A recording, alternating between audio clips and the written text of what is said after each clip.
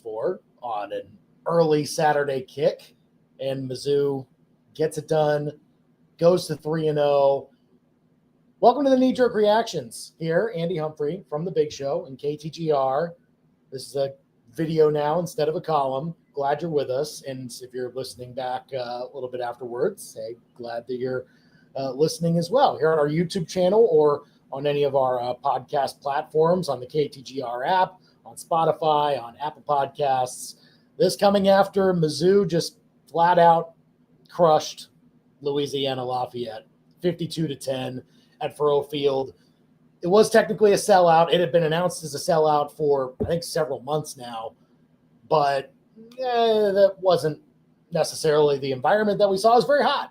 And look, they moved the game up a little bit to try and avoid some of the really extreme heat that's supposed to come later this afternoon. Look, we'll get into that here in a few of these. But look, the takeaways are just Mizzou did exactly what teams of the caliber that they want to eventually rise to, this is what they do in these games. And again, we've been over this before. I think 2 weeks ago when Central Arkansas came to town and Mizzou dominated that game. Like, we've seen not so dominant performances from Mizzou in games against FCS opponents or group of five, technically now group of six.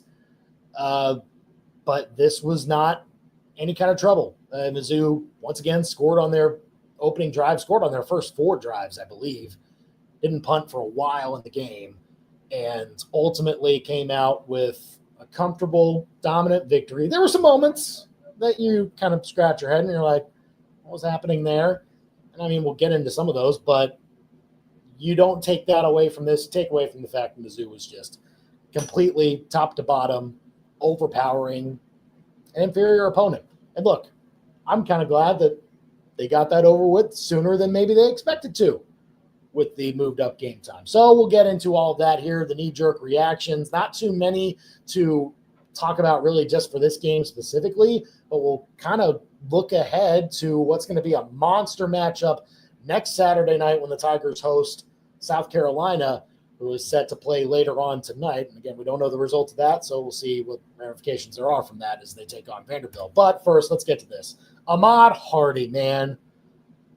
This is the type of running back that you were envisioning when he signed on to transfer to Mizzou. You envisioned him just dragging tacklers with him, which is what he literally did in this game a few times. And look, 22 carries, 250 yards, 3 touchdowns. He averages 11.5 a carry. It's only the 7th time that a Mizzou player has gotten to 250 yards rushing. I believe it was Devin West who did it twice. Then it was I'm going out of order, but Henry Josie's in there, Tyler Beatty's in there, Brad Smith is in there, and Tony Temple. Those were the others that did it. And then the 2 from Devin West, those were the previous 6. Ahmad Hardy in some pretty good company now, only 3 games into his Mizzou tenure. Look, this is the competition that he was facing. You can't apologize for that. Look, when that happens, you still find it very notable, especially with the way that Mizzou ran the football today. Like, it wasn't just Ahmad Hardy. Yes, he dazzled, and he had broken tackle after broken tackle, broke off that 71-yard touchdown run. That just makes you chuckle whenever you see it. You're just like, he's playing on a different level than every other defender on the field. But it was a collective effort here from Mizzou to get the rushing attack success that they had. I mean, they got 400 yards rushing in this game, 427 to be exact. Marquise Davis rushed for over 100 yards in this contest. 20 carries for 113. That's over 5.5 a carry. Look, you also kind of take that with a grain of salt of like, okay, that's Louisiana. But like, I'm more encouraged by that because Marquise Davis is all in all stepping up in competition himself. The last really competitive games that he had, I'm sure when he was carrying it 20 times in a game, was in high school. And this is a step up from that still. It'll be a bit more of a ramp-up period for a true freshman like that. But when he takes an opportunity and runs with it quite literally in that fashion, got in the end zone, I believe for the first time in his career. I don't think he got in against Central Arkansas. I may be wrong on that. But 113 yards, I know it was in mop-up duty mostly, but Louisiana, their defenders are still trying to prove themselves in those areas too. They're still giving their best effort. Marquise Davis did also, and it pretty well worked out for Mizzou to keep things going there. And look, everyone who ran the football did pretty well with it. Jamal Roberts didn't run as much today, 8 carries, 46. Bo Prabula had a few runs here. He had a 14-yard run, some sack yardage, takes his rushing total down a little bit. Even Brett Brown, the quarterback, the third-string quarterback, if you will, I guess for now, behind Matt Zauer's got a run in there, a 5-yard pickup. So, look, there was really no issue with Mizzou's offense today because they just decided, you know what, it's hot. These pellets are burning up hotter and hotter as we get to. I believe after the game, Eli Drinkwitz said with the whole the thermometer and the turf deal that the ground temp was around like 170 degrees Fahrenheit. Like, man, when that's the case, you run the football a few times, you bleed out the clock, you overpower your opponent, and you just get out of Dodge, like with everybody intact as much as possible. And I think for the most part, Mizzou did that. And so the rushing attack for Mizzou collectively. But look, Ahmad Hardy was the main key to that. It wasn't just how well Mizzou blocked, because I think they did run block really well today. Ahmad Hardy added to it with his explosive ability to break tackles, stiff arm guys, stay balanced, and ultimately put together a 250-yard day. That's impressive, no matter who you're facing. And he said afterward, UL Monroe last year lost to Lafayette, and so he had a bit of a chip on his shoulder in that game. So a little extra motivation for one Ahmad Hardy. That's good to see. The total domination also continued on the defensive side. I mean, they led up a big run. I get it, 84-yard touchdown run. I believe it was Zywan Perry was the one for Louisiana that had the big run there. Fine. You still only give up a total of 121 yards. 84 of them came on that one play. So you're talking for the other 35 plays that Lafayette ran, they had less than 40 yards of offense. I don't think I've ever seen in a college football game 4 total passing yards for a team, essentially. Lafayette could not pass the ball to save their lives. Just both quarterbacks just seemed overwhelmed. Daniel Beal and Lunch Winfield, I mean, just all of Hall of Fame name, of course. It was lunchtime, but lunchtime wasn't really all that fruitful either in the passing game. He was 1 of 6 for -1 yards passing. Beal was 1 of 8 for 5 yards net. That's complete domination from the defense. Look, they are clearly the better opponent, but we've seen time and again more talented Mizzou teams go up against inferior opponents and let up a bunch of big plays. They didn't today, especially not in the passing game. 1 rushing touchdown on an 84-yard run. If you're creating an all-or-nothing type of situation for an offense, you'll take that, especially when Mizzou's got the talent edge. They might face a similar type of offense against South Carolina next week, or at least what we've seen from South Carolina so far. They've been relying on a lot of explosive plays themselves to keep on schedule. That'll at least be the first real test, I think, for what Mizzou's defense can show on tape.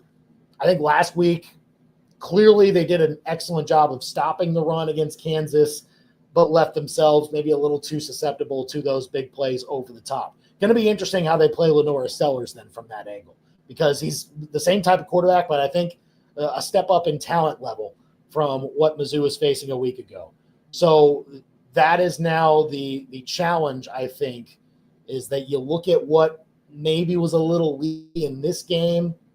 You realize that South Carolina is going to try and nitpick. They're going to try and nitpick the Kansas game. And you got to be ready for Sellers essentially to maybe carry the load for them. We'll see for sure.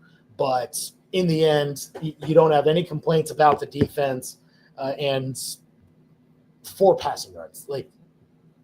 Don't complain about that. That is just unreal from what Mizzou was able to do defensively. And again, when you outgain a team 606 to 121 in total offense, like it seemed that Mizzou committing penalties was really the best way that the Raging Cajuns could really move the chains in this game, because they only had 4 first downs in total. Mizzou had 32. Yeah, that's kind of how it went. Look, they were dominant except for 2 plays. And the one of the plays was the 84-yard run. The other one was probably the interception that Bo Perbula had. They were deep in there, inside the 20, 15, maybe even their 10.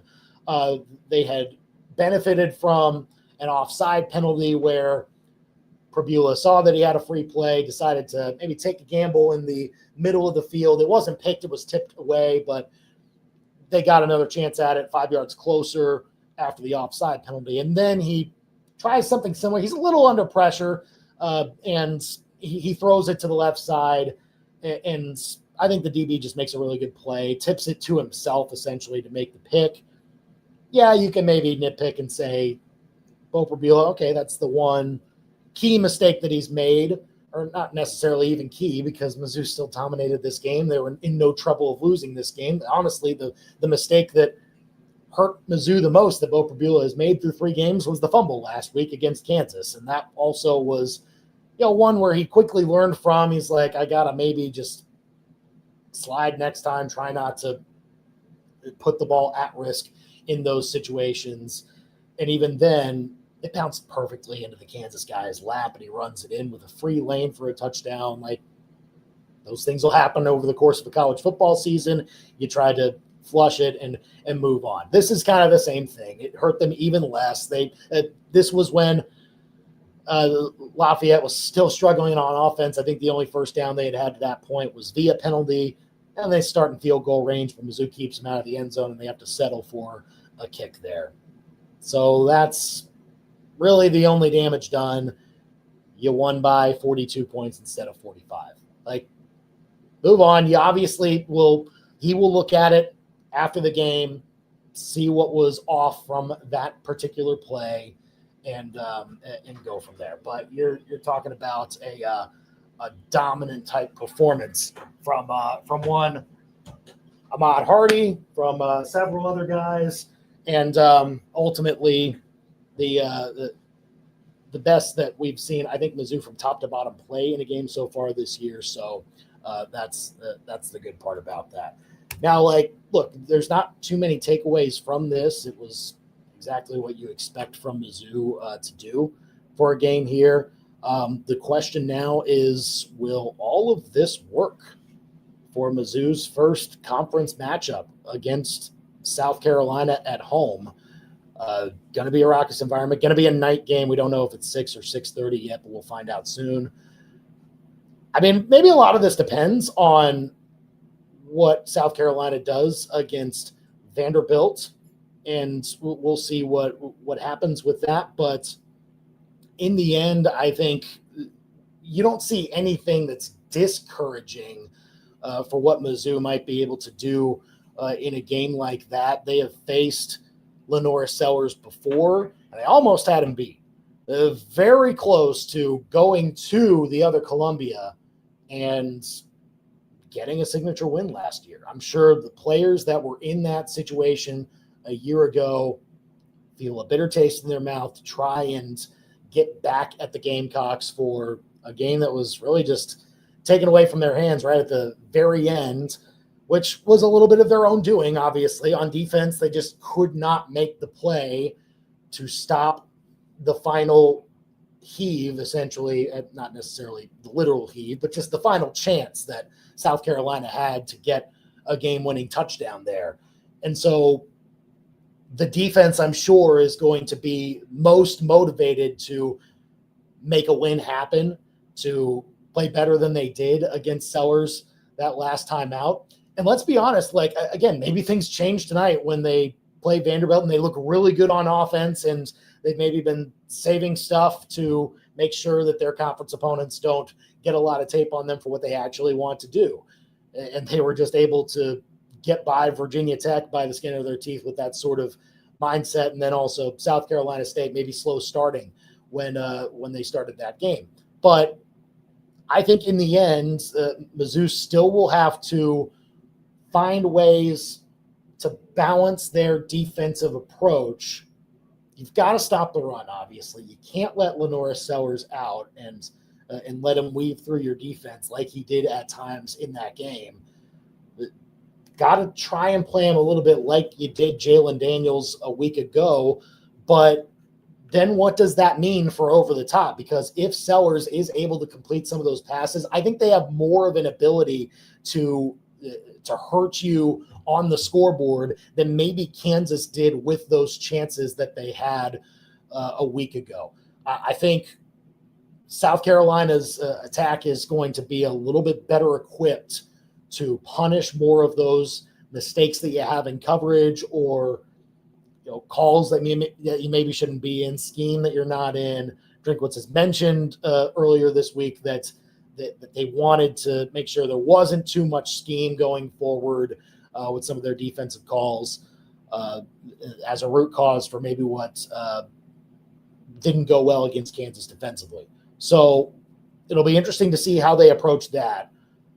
Offensively, I mean, you do have to still protect. There were maybe a few offensive line, I think, had a good game. I think they once again took a step forward from the week prior. I mean, when you amass 427 rushing yards, you don't have a bad day for the offensive line. That's a really good day. Maybe the criticism is that in a few areas in pass protection, Bo Pribula was left a little too susceptible to some hits, but I think that was more due to Louisiana finding ways to bring pressure. They brought it at some key times that maybe allowed them to get to Pribula a little bit sooner than Mizzou obviously would have wanted. Of course, there was one play where Pribula barely was going down for a sack, and then he just muscles it over to Jamal Roberts, and Roberts runs in for a touchdown. That won't happen against your tougher opponents. It could happen today, but Mizzou's going to have to be more careful going forward with how they protect Pribula. But I think that was more due to the fact that Louisiana just had a few more all-out blitz opportunities and just decided, you know what, enough's enough. Let's try and get Pribula to the ground. I don't know how many times an opposing defense might do that, because the more and more Pribula sees that, I think the more he's going to essentially collect as far as info on how to get out of those situations. And an SEC defense will not allow him enough chances to throw over the top, make the right decision when facing a blitz.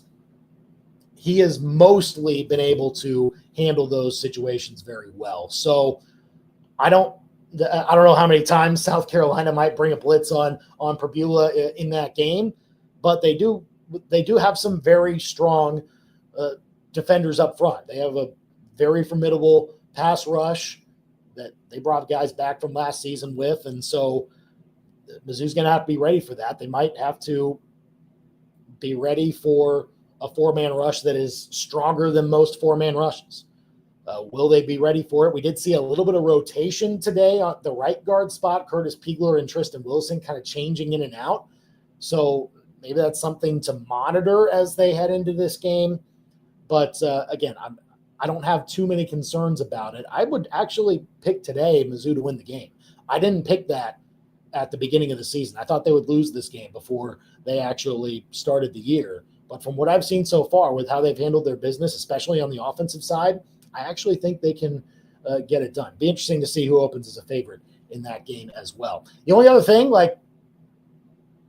I would have liked to see maybe a few more chances for Robert Meyer. I know the game script didn't necessarily dictate it. He had a chance from, I think, about 34 yards to put one through.